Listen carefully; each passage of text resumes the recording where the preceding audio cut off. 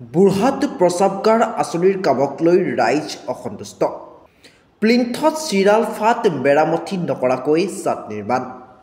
দৰঙৰ চিপাঝাৰ উন্নয়ন খণ্ডৰ বুঢ়াগাঁও পঞ্চায়তত ৰূপায়ণ হোৱা আঁচনিত অনিয়মৰ অভিযোগ সংবাদ মাধ্যমত ধাৰাবাহিকভাৱে প্ৰকাশিত হৈ অহাৰ সময়তেই পঞ্চায়তখনত আন এক আঁচনিত উত্থাপন হৈছে অভিযোগ অনুসৰি বুঢ়া গাঁও পঞ্চায়তৰ অন্তৰ্গত ২ নং চকৰমুখ সমীপৰ শালধা লাওজান সংযোগী পথৰ ডিমিলা নদীৰ পশ্চিম দিশত নিৰ্মাণ কৰা হৈছিল এটি প্ৰস্ৰাৱগাৰ। ৰাইজে জানিব দিয়া অনুসৰি কেইমাহমান আগতেই কোনো ঠিকাদাৰে ৩ লাখ টকাৰে আঁচনিখন নিৰ্মাণ কৰা আৰম্ভ কৰি সুদীৰ্ঘ দিন ধৰি পেলাই থোৱাৰ পাছত পুনৰ নিৰ্মাণৰ কাম কৰিবলৈ লয়। আশ্চৰ্যজনক কথাটো হ'ল যে আঁচনিখনৰ আগদিশে দুয়োফালেই প্লিন্থত প্ৰকাণ্ড চিৰাল ফাট মেলি থকাৰ লগতে কিছু অংশ বহি গৈছে, যিখিনি আগতে মেৰামতি কৰাৰ প্ৰয়োজন থকাৰ পাছতো একো নকৰি লাভালাভৰ অংকৰে আঁচনিখন ছাদ নিৰ্মাণ কৰে, যাক লৈ ৰাইজ বাৰুকৈ অসন্তুষ্ট হৈ পৰিছে। আঁচনি ৰূপায়ণৰ নামত পালমাৰি কৰাৰ অভিযোগ কৰি বিভাগ অভিযন্তাৰ দৃষ্টি আকৰ্ষণ কৰিছে। তেনেদৰে নিৰ্মাণ কৰিলে কিছুদিনৰ পিছত আঁচনিখন ব্যৱহাৰ অনুপযুক্ত হৈ পৰিব শংকা প্ৰকাশ কৰিছে ৰাইজে। News report AIN live. মই বাবুলাল হাজৰিকা ৩ নম্বৰ চকমৰ বাসিন্দা।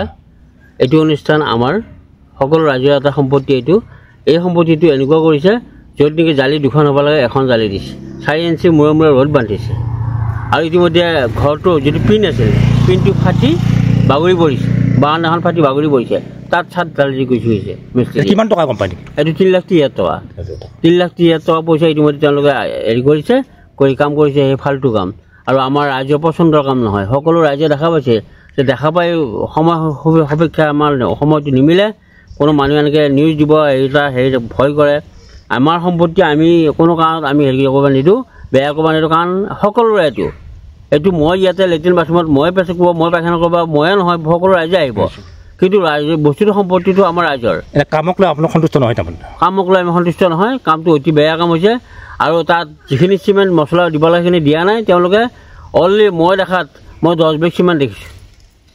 যেতিয়া বস্তুৰ মছলাটো মাৰি থাকে 10 বেগ চিমেণ্টে তেওঁলোকে মছলা মাৰিছে। এই 10 বেগ চিমেণ্ট ক'ত দিছে? ওপৰত ছাদত দিছে। ছাদত দিছে। আৰু কিয় ফালি থকাৰ কথা ক'লে? ফালি আছে, বাৰান্দাখন ফালি পৰি আছে। তেওঁলোকক কৈছিলোঁ, তেওঁলোকে কৈছে যে আমি ঠিকা কৰিছোঁ, হয় আমাৰ পইচাটো নিমিলে কাৰণে আমি এখন জালি দিছোঁ আৰু এয়া ফালি আছে, আমি ইয়াতে মছলা দিব সোমাই। নমস্কাৰ, মোৰ নাম শ্ৰী কুশল কুমাৰ নাথ। এই আঁচনিখনৰ ওপৰত অকণমান ক'ম। ছাৰ বুলি ক'ম দেই।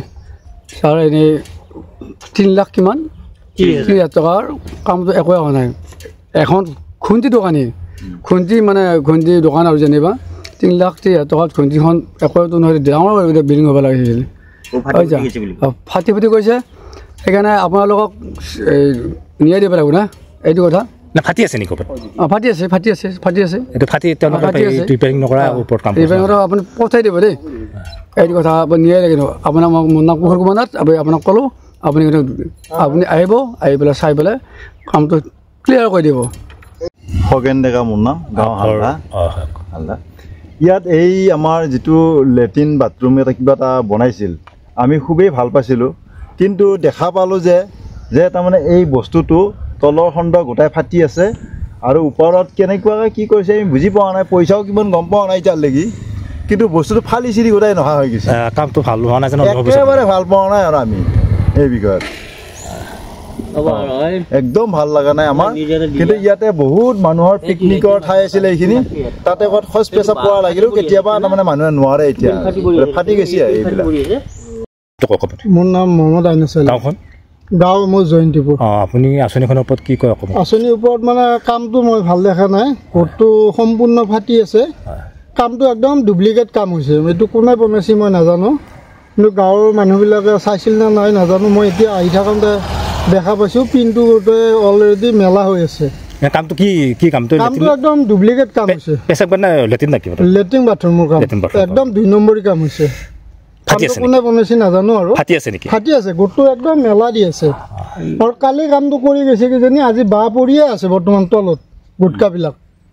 মই নিজে দেখা পাইছোঁ আৰু মই ৰখি কেনে মই চাইছোঁ কামটোক লৈ আপোনাক সন্তুষ্ট নহয় নেকি? সন্তুষ্ট নহয়, কামটো একদম 2 নম্বৰ কাম হৈছে। কোনে কৰিছে মই নাজানো জালি দুখন দিব লাগে জালি দুখন দিব লাগে কিন্তু এখন জালি হৈছে বোলে গাঁৱৰ ৰাইজে কৈছে 4 ইঞ্চি মূৰ বান্ধিছে মোৰ নাম আৰিফুল হক গাঁওখন মোৰ গাঁও জয়ন্তীপুৰ মই এইফালে অহা যোৱা কৰোঁ প্ৰায়ভাগ মানে আমি এই কালেকশ্যন লাইনত কাম কৰোঁ আৰু এইটো যোৱা বছৰ দেখিছিলোঁ এনেকৈ পৰি আছিলে হঠাতে আহি কিনে ইয়াতে চাটখন ঢালি থৈ গুচি গৈছে এইবিলাক কোনে কৈছে বা পঞ্চায়তৰ বিভাগীয় যিবিলাক কাম কৰা মানুহবিলাক আছে সিহঁতে ভালদৰে চাব লাগে